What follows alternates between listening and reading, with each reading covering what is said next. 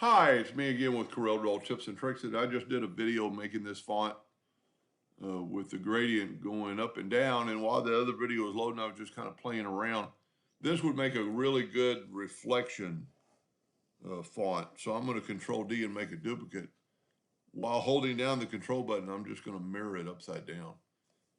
I can actually move that away just a little bit. We're going to set our nudge factor on 0.1 and grab that and just move it just so ever slightly away from that. Then if we select this text, go up to the transparency tool, and you can even start way up in here because you've selected this one. You didn't select this one. If we back up here, this one is selected. So when you open the transparency tool, you can start way up here. And what that does, that makes it look like it's a reflection in the water, not as bright, not as sharp.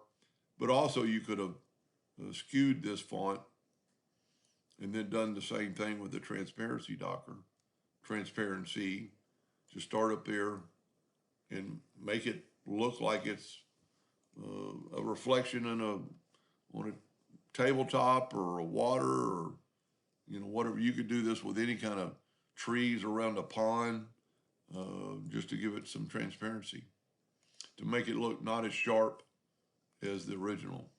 And of course, you can always, when you do that, it'll take the transparency away for just a second, but you can make that shorter than the real one, or actually double click on that X and actually move it back to where you wanted. Anyway, I hope that helped just a little bit. Thank you for watching.